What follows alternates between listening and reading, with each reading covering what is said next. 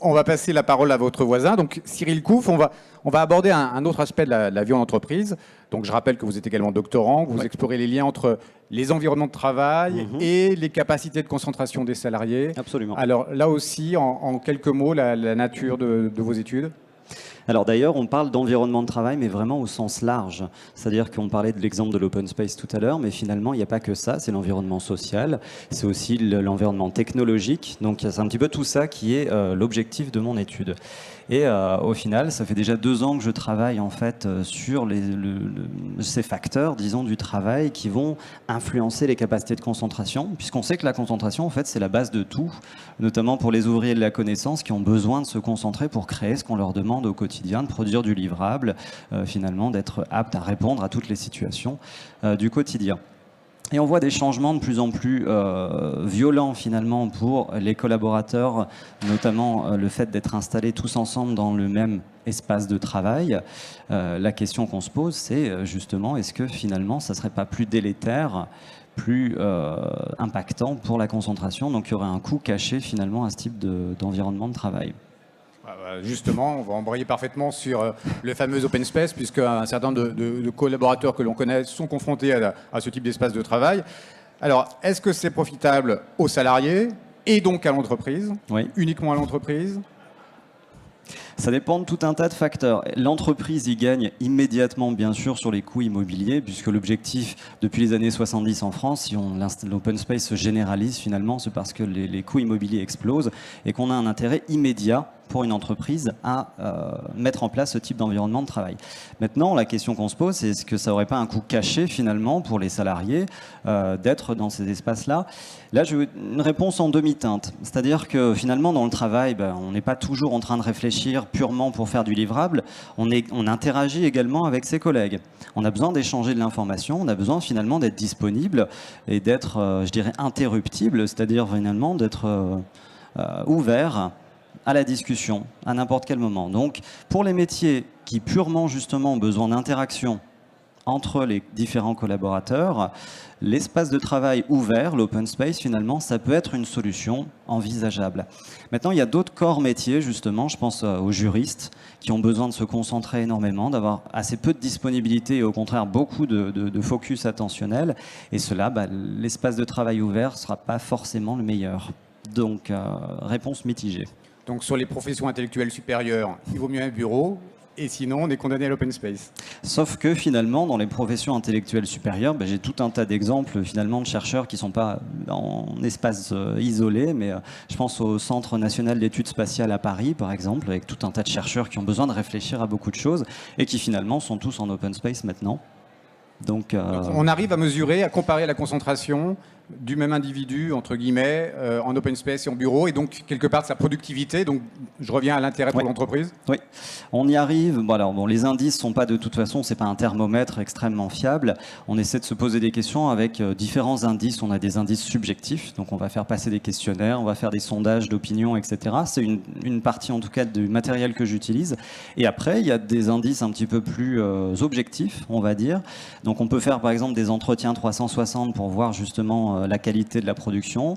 On peut faire des entretiens de nature neuropsychologique, donc on fait passer des tests purs d'attention et on regarde si justement les personnes en open space finalement vont être attentionnellement moins productives que des personnes laissées en bureau isolé. Ça, c'est vraiment un objectif très large et c'est ce que je suis en train de faire actuellement. Et quand on utilise tous ces indices, finalement, on en atterrit à la conclusion qu'un open space, ce n'est pas un bon endroit pour la concentration, mais c'est un bon endroit pour la collaboration. Après, on parle d'open space depuis tout à l'heure, mais finalement, il y en a beaucoup de types. Parce qu'un open space à l'ancienne des années 70, celui qu'on connaît tous, finalement, avec des espaces de travail, des cloisons entre chaque personne et 8 mètres carrés par salarié, c'est un peu l'archétype de l'open space, mais ce n'est pas le seul. Finalement, il y en a beaucoup. Il y a des open space qui réfléchissent beaucoup à l'environnement de travail, à la personnalisation de l'environnement de travail, à la possibilité finalement de regrouper en secteurs. Donc des secteurs un petit peu comme les trains, avec l'espace zen, espace zap. C'est vraiment se concentrer. Donc je réserve certaines parties à des corps métiers qui ont besoin de silence. Et je mets des gens très interactifs ou des gens qui ont des conf-calls, etc. dans des espaces réservés. Donc il faut qu'il y ait une réflexion intelligente et à ce moment-là, ça marche mieux. L'ennemi de l'open space, c'est la proximité de l'autre C'est donc le bruit et aussi le bruit ou juste savoir que l'autre est à côté? Déjà le bruit, donc le bruit c'est la plainte numéro 1 des personnes qui sont en open space, bien sûr. Le bruit, il y a beaucoup de choses à dire, il y a beaucoup de travaux par rapport à ça. Alors le bruit c'est source de distraction, c'est source un petit peu de pollution par rapport à la concentration qu'on peut avoir, mais il y a un effet paradoxal qu'on retrouve dans certains open space finalement, ou dans lesquels je suis amené à intervenir, et au final ils vont être 150 personnes dans le même espace de travail et vous n'entendrez pas un bruit. Vous entendrez les mouches voler. Et finalement, ce type d'environnement, ça va être pire que tout, puisque les gens vont se restreindre d'interagir. Ils vont envoyer un mail au voisin qui est juste à côté d'eux pour éviter justement de produire du bruit, de gêner, etc. Donc finalement, lui, il est doublement impactant, c'est-à-dire qu'il est impactant pour la concentration et il est impactant pour la communication. Après, c'est pas la seule composante d'un open space qui peut déranger. On parlait juste avant de reconnaître son manager, reconnaître une personne hiérarchiquement importante. Une des données de mon étude, justement, j'ai plusieurs centaines de participants finalement, donc on a pas mal de précisions là-dessus. Et on se rend compte que la proximité avec le manager est une source de déconcentration absolue. C'est anxiogène ou uniquement déconcentrant? Puisque c'est déconcentrant, c'est anxiogène, puisque je vais être moins en capacité de produire ce fameux livrable que je dois rendre demain matin à 8h et que finalement on me presse de rendre, puisque un des autres facteurs, c'est la pression temporelle, justement dans ce type d'environnement de travail. Enfin, c'est vraiment, on va dire, systémique, quoi. Mais donc pression temporelle, manager, le bruit, etc., etc. Tout ça impacte la concentration et en retour, performance, productivité, qualité de vie au travail, etc., etc. En préparant cette table ronde, vous m'avez parlé d'un dispositif que j'avais trouvé un Oui. peu surprenant. C'est que pour pallier le problème du silence, Oui. on mettait des faux bruits pour occuper l'espace sonore. Tout à fait, ça arrive. C'est-à-dire qu'en fait, dans un open space, ce qui peut généralement nous déranger, c'est quand d'un seul coup, une conversation se déclenche à côté. C'est-à-dire qu'il y a eu un changement. Avant, il n'y avait rien, et d'un seul coup, il y a une conversation. Ça produit un phénomène qu'on appelle la capture attentionnelle et qui va d'un seul coup nous couper en cours de tâche. Et ça, c'est automatique. C'est notre cerveau qui est branché comme ça, donc on n'y peut rien. Et donc, un des palliatifs justement à ce type de choses, c'est plutôt que d'être en condition silence, finalement, de mettre une musique de fond tout au long de la journée. Donc là, on peut faire preuve de beaucoup de créativité avec des tempos plutôt rythmés pour ceux qui ont besoin un petit peu que ça bouge, ou alors des tempos un peu zen pour ceux qui ont besoin de concentration au contraire. Et finalement, on se rend compte que le fait d'enlever cette condition silence, le fait de mettre un bruit finalement en continu, va justement diminuer la distraction provoquée par ses voisins, tout simplement. J'ai une autre question. Comment on explique qu'un individu Oui. se fasse très bien l'open space et n'ait pas de problème de concentration, Oui. et que le même individu, entre guillemets, aura des problèmes de concentration? Est-ce que là, c'est cérébral? Ça vient de quoi? Alors c'est cérébral, ça vient de l'entraînement, ça vient il y a un effet générationnel aussi, ça vient de l'engagement dans l'entreprise, ça vient de plein de choses. Alors si on parle que de l'aspect un peu cérébral, puisque je comprends que c'est un peu ce qui fait le fil rouge d'ici, donc je vais me centrer là-dessus, il y a des personnes qui effectivement sont beaucoup plus aptes finalement à se s'hyper-focaliser. Donc c'est des gens qui vont très facilement ignorer la distraction autour d'eux. Donc ceux-là, c'est les personnes qui devraient faire de la méditation parce que ça marcherait très bien avec eux. Et au final, il y a d'autres personnes qui sont au contraire plutôt douées pour gérer ce qu'on appelle le multitâche, faire plein de choses en même temps, finalement embrasser tout l'environnement. Alors ceux-là sont moins efficaces quand il s'agit de faire une seule chose, concentrée pendant très longtemps, etc. Mais en revanche, ils vont être plus aptes finalement à gérer plusieurs choses à la fois. Donc ceux qui sont aptes à gérer plusieurs choses à la fois, finalement, ils vont être dérangés en open space parce qu'ils vont justement grignoter, ils vont traiter, on va dire, tout ce qui se passe autour d'eux, toutes les conversations, le bruit du téléphone de 3 rangs à côté de moi, la personne qui a une conversation en anglais finalement dans le couloir, le fait d'être proche du passage pour aller aux toilettes, etc. Ces gens-là, il faut éviter ce type de choses, ce type d'open space. Mais par contre, pour ceux qui sont hyper focalisés très facilement, ceux-là, finalement, en seront assez bien protégés. Alors, vous êtes certes doctorant, étudiant, mais vous Oui. travaillez également en entreprise. Oui. Donc justement, on a peu ou prou diagnostiqué les difficultés auxquelles étaient confrontés les salariés et les entreprises. Oui. Dans ce cadre-là, quelle solution vous proposez? Est-ce que aller voir un chef d'entreprise pour lui dire finalement l'open space ça marche pas bien, on va remettre des bureaux pour tout le monde, mais il va peut-être falloir racheter un étage. C'est ça. Est-ce qu'il y a d'autres solutions qui sont possibles ou sur de simples aménagements? Qu'est-ce que concrètement vous leur proposez?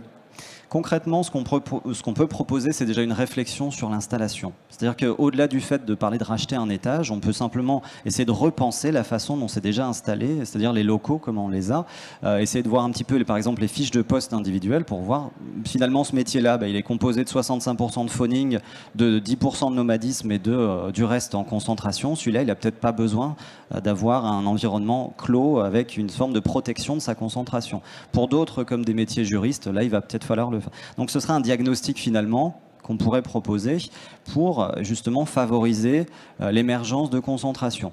Après, ce n'est pas la seule chose, puisque vous l'avez dit, je travaille également en entreprise. Et une des solutions qu'on peut proposer éventuellement dans le cadre de je travaille en open space et finalement c'est délétère pour moi, c'est de penser à d'autres formes d'organisation du travail, et je pense notamment au télétravail. C'est-à-dire qu'il y a beaucoup d'entreprises, de grands groupes, notamment en France, je pense à des grandes sociétés du CAC 40 par exemple, qui se mettent au télétravail via des accords d'entreprise et qui finalement proposent aux salariés d'améliorer ses conditions de travail en s'extirpant finalement de l'open space et en retrouvant un moment de calme finalement chez eux pour travailler, mais pour travailler au calme. Mais travailler plus.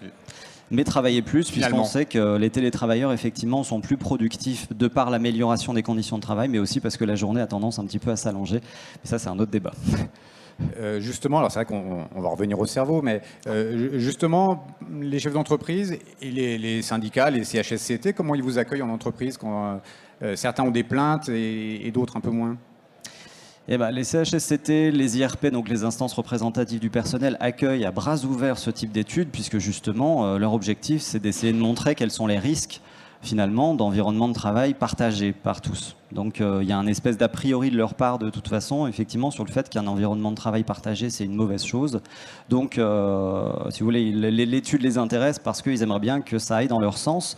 Et d'ailleurs, la direction ou les DRH, qui sont un petit peu de l'autre côté, on va dire, du continuum, sont aussi intéressés par l'étude parce que finalement, leur préoccupation première, c'est d'essayer d'améliorer les conditions de travail. Donc le fait d'avoir ce type d'études un petit peu indépendantes leur permet quand même d'avoir des recommandations utiles qu'ils peuvent mettre en place par la suite. Donc il y a une certaine méfiance, il y a un certain intérêt, c'est tout un jeu finalement d'essayer de faire rentrer ce type d'études dans les sociétés. Donc globalement, pour que notre cerveau soit à la fois le plus productif et produise le plus de bien-être, oui, il faut faire du sur-mesure.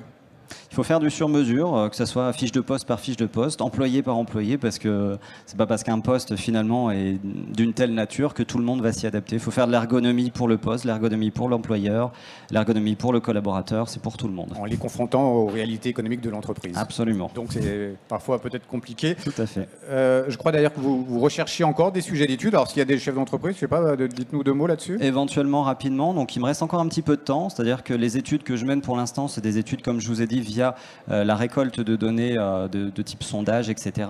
Et ça peut se faire du coup à distance, sans aucun problème. S'il y a des gens intéressés, on peut en parler, pour être finalement terrain d'étude de mes questionnements personnels, tout en sachant que c'est de toute façon gratuit.